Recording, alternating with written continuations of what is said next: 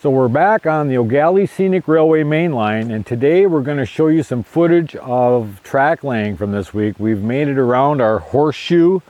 This is another curve beyond the Horseshoe that brings us into another section of tangent track. We're heading up the hill still. We're not to the top of the hill yet with track, but we're getting very close. And about 300 feet off to the camera's right and around that corner up there is where our switch is going to be, which divides our upper loop. So take a look at some of the footage that we shot, and I'll be talking a little bit about how we did it and where we're at on the railroad.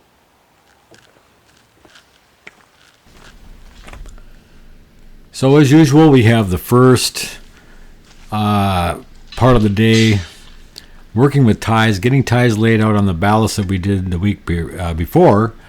And then the next thing that has to happen is those ties need to be marked for our first spike. So we've got Justin here who is starting to mark the ties that we just laid out earlier this morning. He's using our tie marking tool, which is quite a handy thing for quickly marking a lot of ties, and we're going to explain a little bit more about that.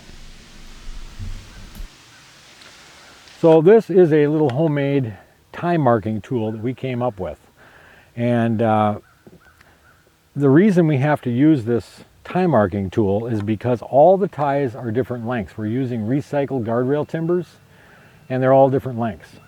So we had to come up with a tool that would mark the ties in the center of every single tie, even though each one is a different length. And so what we did, this is basically just a cheap, almost like a broom handle type thing, and we've got a piece of elastic screwed into the top of it here with a mark in the center. Now this mark in the center represents the distance between the two teeth that hold the tool to the tie. So the first thing we do is we take our tie, we hook one end like so, hook the other end like that, and this little green bungee will keep it tight to the tie. But the secret to it is, in the middle is a mark. This mark represents the middle of the tie. And for every single size tie that we have, the bungee will expand equally all the way across every time. So this will always find the center. So we make a mark for the center, which is here. That's the first thing we got to do. And then we have to make a mark for our first spike, which is on this side. So the handle of the tool is on the same side as the first spike we're going to drive in. So once we've marked this center mark, we take the tool back off again, and then we've got a second set of marks, one here and one here, which marks the distance between the center of the tie, which is here, and the inside of the base of the rail for the guide rail, which is our first rail, right here. And so we've got our center mark. Now we mark for this tie, or for this spike. We put the spike in. The rail will come to the inside. It'll get pulled against this spike, either manually or with a winch. Sometimes we use other equipment, but usually those are the two things we usually have to use. And then once it's held in place, we put our second spike in. So our guide rail is all set. And we'll probably, on this curve, we'll probably put most of the guide rails in, at least 2 or 3 ahead of the gauge rails on the outside, so that we're always staying ahead of the crew that's putting in the gauge rails. So yeah, that's our tool. It works really, really well, and just another little tool to help us build the railroad.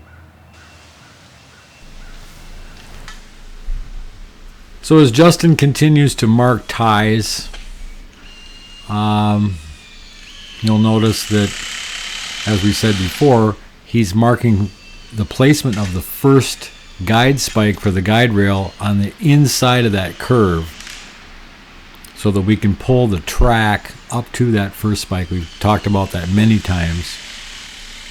So we get those ties all marked, and then here we show them getting drilled for that first spike. And once we get that first spike in, we'll be able to lay rail on the ties. It makes it a lot easier to get that first rail in place.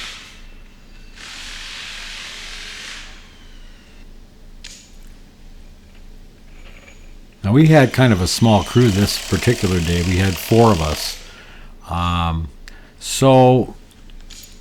And we didn't have the ties laid out ahead of time like we usually do. We usually will get them down about a day or so before we lay them.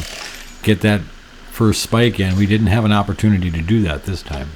So it took us a little bit longer. We didn't do quite as many feet. But we still had a really good day.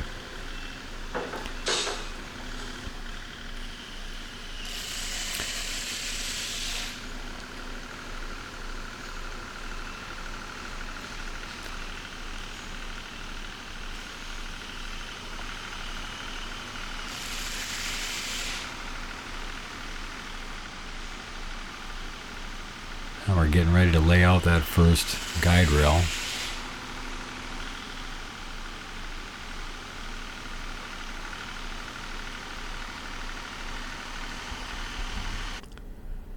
So on this particular day, with that limited crew, we managed to lay around 270 feet of track. And so that's pretty good for four guys in one day. As you can see, we made it into the tangent stretch. We've got equipment up here. We've got ties staged on the hill. And we try to keep ahead with keeping ballast piles up in the area where we can get to them real easy for the next sections of track. Now on the right of this shot here by the skid loader there, you can see that's roughly where the switch is going to be.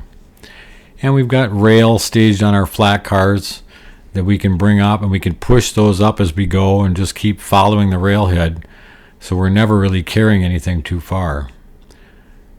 So here's a shot of some of our progress on